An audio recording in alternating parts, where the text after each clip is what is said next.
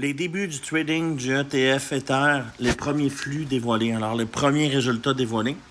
Selon l'analyste Eric, je sais pas trop, là, les entrées initiales du ETF Ether ont représenté environ 50% des entrées du ETF Bitcoin. Alors, c'est pas si mal. C'est pas si mal, sachant que le ETF Bitcoin, depuis les 3 derniers mois, 75% des revenus du BTC, des derniers du 50 000 au 70 000, là, 75%, c'est le ETF. Alors, si on extrapole ça sur l'Ethereum, ça ne peut que monter. 50%. Écoutez, BlackRock a acheté 1,3 milliard de dollars en juillet. S'il achète 750 millions de dollars d'Ethereum dans 3 mois ou dans 5 mois, ça va juste être malade. Alors, le fonds négocie en bourse, ETF et Ether sont désormais officiellement cotés en bourse. Et les premières données sont entrées sur les entrées de capitaux pour les 15 premières minutes de trading ont été révélées par les analystes. 25 millions de dollars dans les 15 premières minutes.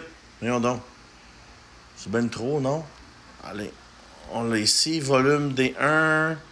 112 millions de dollars dans la première journée. Alors, le volume après 15 minutes de trading, total de 112 millions tradés par le groupe. C'est en anglais, là, je vous le traduis.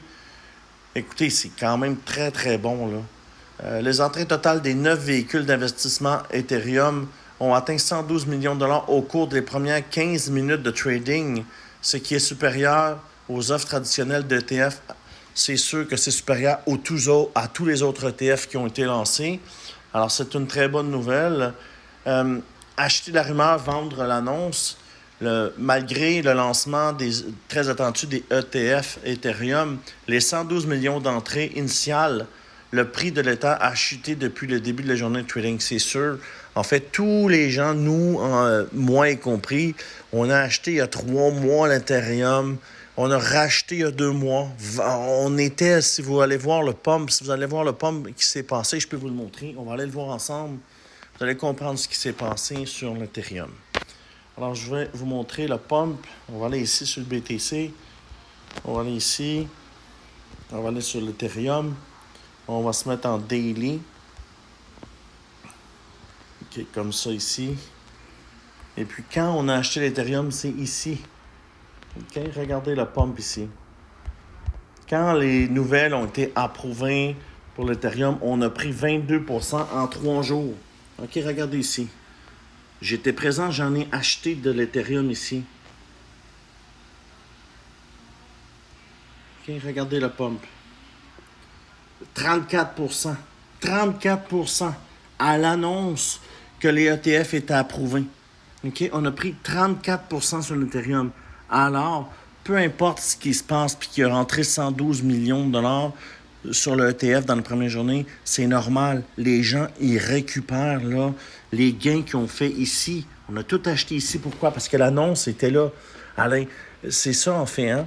Et on a tout acheté ici. Grosse Vector Candle à l'annonce. Alors, il y a des gens qui ont acheté au centre, ils ont acheté ici, ils ont acheté ici. Et puis là, c'est le temps de cueillir les fruits. Les fruits sont mûrs. C'est la même chose que quand tu plantes des trucs au printemps puis tu récoltes tes tomates à l'automne. C'est le même concept. On a acheté ici. Là, on a suivi le trend. Ceux qui n'ont pas vendu en haut pensant que l'ETF allait vraiment monter, ben là, ils ont manqué. Il y a eu une chute. Et puis là, ils se reprennent. OK? On monte. Et puis là, vous voyez la grosse vecteur rouge, ben c'est ça, hein? C'est exactement ce qu'il nous explique là sur Cointelegraph. Acheter la rumeur, vendre l'annonce. Et puis c'est ce qui se passe sur l'Ethereum. C'est pas terminé l'Ethereum. C'est que là, les gens, ils croient qu'ils sont à l'automne et vendent les profits qu'ils ont fait. Et puis, ben, il y a d'autres nouvelles là, qui influencent le marché, dont le dollar américain qui monte. Alors, quand le dollar américain monte, ben, les assets descendent. Et puis aussi, il y a sur le marché, le Nasdaq, il chute beaucoup. Une grosse vecteur rouge sur le Nasdaq. Alors, ça aide pas. Alors, voici, c'est un peu ça. En fait, BlackRock a utilisé une structure différente pour les frais, là, 0,12. Et quand le fonds atteindra 2,5 milliards de dollars, les frais seront de 0,25. C'est vraiment beaucoup moins cher là, que Grayscale, qui, lui, charge 2,5%. Alors, c'est vraiment plus cher. Et puis, Grayscale a transféré 1 milliard de dollars sur Coinbase, ce qui n'a pas aidé vraiment là, la chute d'aujourd'hui que vous voyez. On est rendu à près de 7% de chute. Alors, c'était la nouvelle sur le nouvel ETF et puis les résultats du première journée de trading. C'est très encourageant, sachant que c'est 50% du Bitcoin.